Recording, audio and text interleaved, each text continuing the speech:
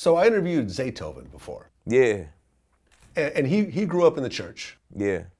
I think he still actually plays in the church. He does. He still plays in the church. Yeah, he plays organ in the church, I guess on Sundays. He told me, and this is something that no other hip hop artist has told me before, is that do you give a certain percentage of your earnings to the church? I pay my tithe. I pay 10% of whatever I make. So 10% of everything you make, you give to the church? Yes, sir. And how long have you been doing that? Long as I can remember, man. I'm a church kid, so I've been doing it ever since I started making money. You know, the churches, you know, when I first started, when I was young, they'll give me money, you know, since I was so dedicated to coming to play the drums and the organ. So they would pay me. So every Sunday, I would take 10% out of whatever they pay me to give it right back. So I've been doing that for as long as I can remember. Do you actually do that? Yeah, I mean, I feel like it's important to support your local church, your local congregation. You know what I'm saying? I feel like that's a real important, I mean, it's not about, for me, it's like you give because it's needed. I don't have like a law on me that's like, it must be 10%. I mean, maybe it'll be 30, maybe it'll be 10. I don't know. I think 10% is like training wheels, just like, hey, at least do this. But it ain't a mandate, but you know, I definitely do. I think it's necessary. And if I don't, then I'm doing something else with it. You know what I'm saying? Like I'm putting the money toward a Hurricane Harvey or something like that. You know what I'm saying? But I feel like as long as you helping to do God's work on earth financially, like that's what it's about. Now you actually started to work with a lot of mainstream hip hop artists as well. Yeah.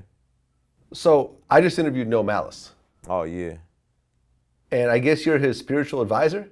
I don't know how that came out. That's not really true. Like what really happened was, I said he called me asking me for some advice. And I was like, dope, well you can give me some too on the mainstream side, because that's where my career trajectory's headed. You know, and then it just, when I said that he called for advice, I turned into his advisor. You know what I'm saying? But I was just telling him, because he was new to the faith, and I was telling him what I understood and what I knew. I want to say new to the faith. He was just new to the world that I walked in, so to speak. And but he's wise beyond his years. Like it's tons I can learn from No Malice. Like he's hella wise. Like, yeah. Well, yeah. I mean, I just interviewed him, and we put out this piece of the interview already, which I found kind of interesting, is that... Can you imagine how many people went to jail listening to the things that I said? Forget everybody else, you know, and other rappers and other groups. Think about how many times people got pulled over, went to jail, my record playing in the car. Think about how many times somebody's head was blown out, you know, and the theme music still playing or whatever, because I know I liked who I listened to and wash my car to it, you know, pump my gas in it, and it was just the theme music to my life. So you create that vibe. You definitely create that vibe. This isn't an opinion. This isn't, you know, trying to rap shame or anything like that. This is truth. You know, when you hear stuff like that, do you think that you could relate to it? You went through something similar at all, or no? Yeah, I mean, I did a TED talk on hip hop and like in the stages of it, and basically hip hop is just a mere reflection of, you know, what's happening in society and in culture. And so like when you go back to the 70s, you know what I'm saying? You look at hip hop in the 70s, it was like broken glass everywhere, you know what I'm saying? White lines, like don't do coke, all this type of stuff. It was like almost like preaching to the neighborhood, like, yo, chill out, because we getting destroyed. But then the war on drugs comes, messes up our neighborhoods, our communities infiltrated with drugs. No daddies in the house, because they all in prison or dead, you know what I'm saying? And now the music, the rap music is a reflection of that new reality, right? Like the new reality is I gotta sell drugs to survive, or I lost my friend. So it's like the birth of gangster rap, so to speak, because people are rapping about this new reality. But then just, you know, this suburban context says, oh, this is really entertaining. And they start spending money to hear our war stories. And so when people realize, well, I can get out the ghetto for telling war stories, then we keep on telling them and telling them and telling them until it becomes entertaining and everyone's callous to what used to be just us talking about our reality. We almost like glorifying it and praising it, and it's influencing people in a negative way.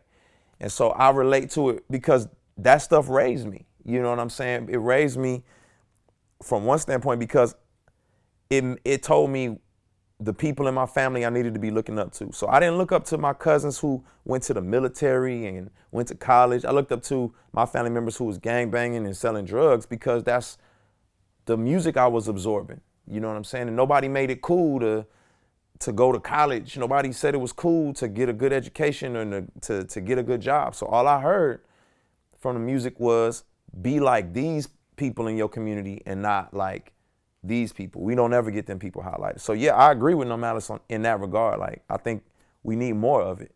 I'm not telling nobody to stop telling their war stories. I needed Scarface's war stories. You know, I needed some of them just because it was a picture of my reality, but at the same time, I didn't need to glorify it. Yeah. Now, what's your relationship with Kendrick like? Oh, we cool. That's the homie. You know what I mean? Like, okay.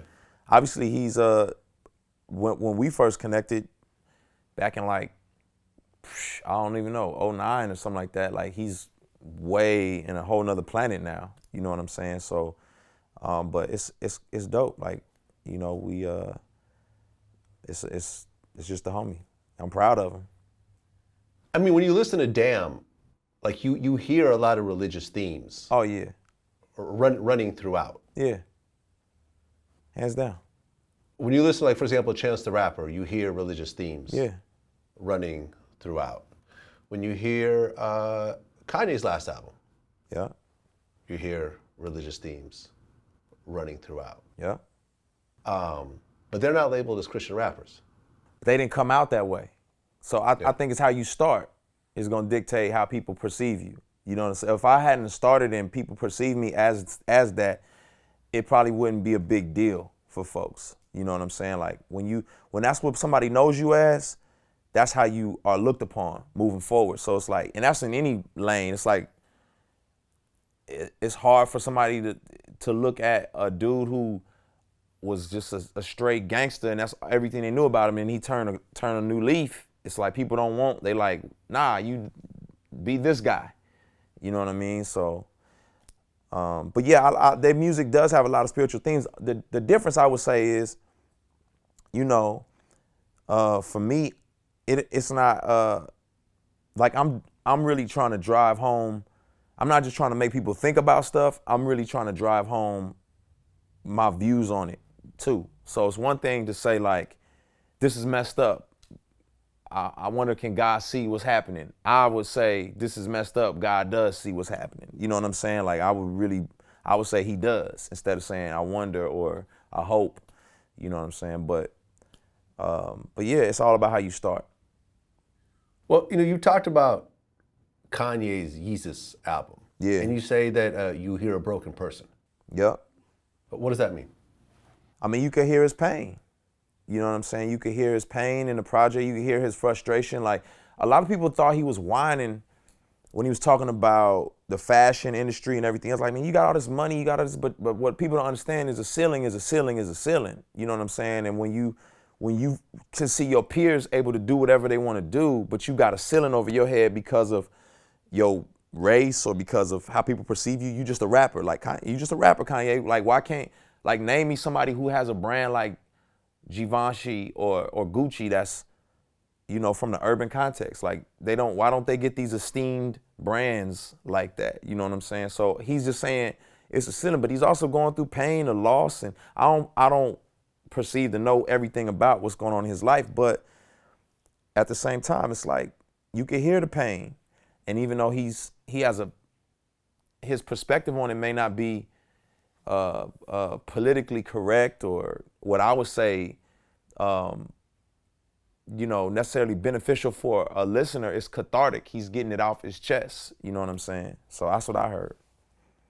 Yeah, no, I feel you. And you see where he's at. I mean, and after that, he ended up having the breakdown and canceled the concert and, Yeah. and everything else like that. This industry's crazy. People don't realize how crazy this industry is. Like, people just don't, you're a product. They don't see you as a person. You're just a product. So people don't know. It's really weird. It's crazy out here.